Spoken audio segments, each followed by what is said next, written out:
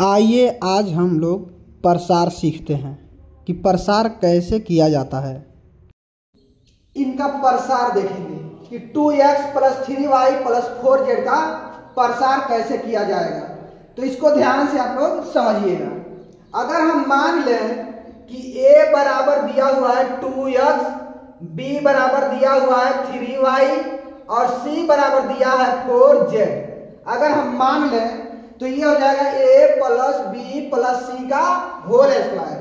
और इसका एक सूत्र होता है a² + b² + c² + 2ab + 2bc + 2ca, ये इसका सूत्र होता है।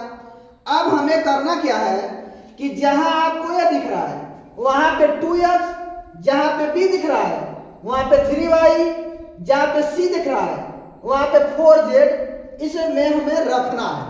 रख देंगे काम आसान हो जाएगा। चलिए रखते हैं। एक जगह पे रखना 2x, तो ये हो जाएगा 2x।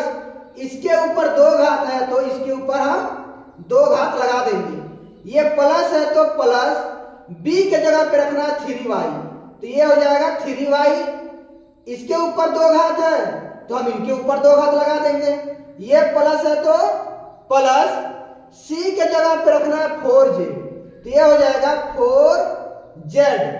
इनके ऊपर 2 घात है तो इनके ऊपर 2 घात लगा देंगे। ये प्लस है तो प्लस, 2 है तो 2। इन दोनों के बीच में गुणा का चिन्ह है और a का मान दिया हुआ है 2x। फिर a और b के बीच में गुणा का चिन्ह है। b का मान दिया हुआ 3y, ये प्लस है तो प्लस। अब यहां देखिए ये 2 है तो 2, इन दोनों के बीच में गुणा का चिन्ह। अब b का मान है 3y, ये हो गया। फिर b और c के बीच में गुणा का चिन्ह है तो गुणा का चिन्ह लगा दीजिए। और c का मान है 4z, तो 4z रख दीजिए। ये प्लस है तो प्लस, 2 है तो 2, इन दोनों के बीच में गुणा का चिन्ह। और c का मान दिया हुआ है 4z रख देंगे। a का मान दिया हुआ है 2x, तो यहां पे हम 2x यहां रख देंगे। अब आगे बढ़िए। यहां देखिए 2 के ऊपर 2 घात का मान 4 और x के ऊपर 2 घात का मान x²। ये प्लस है तो प्लस, 3 के ऊपर 2 घात का मान 9 और y के ऊपर 2 घात का मान y²। प्लस है तो प्लस, 4 के ऊपर 2 घात का मान 16 और z के ऊपर 2 घात का मान z²।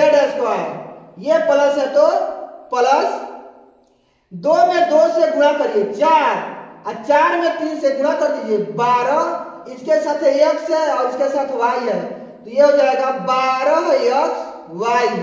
प्लस है तो प्लस, 2 में 3 से गुणा करिए 6 और 6 में 4 से गुणा करिए 24। इसके साथ y है और z है, तो लिखेंगे yz। ये प्लस है तो प्लस, 2 में 4 से गुणा करिए 2 चौको 8, 8 में 2 से गुणा करिए 8 दूना 16।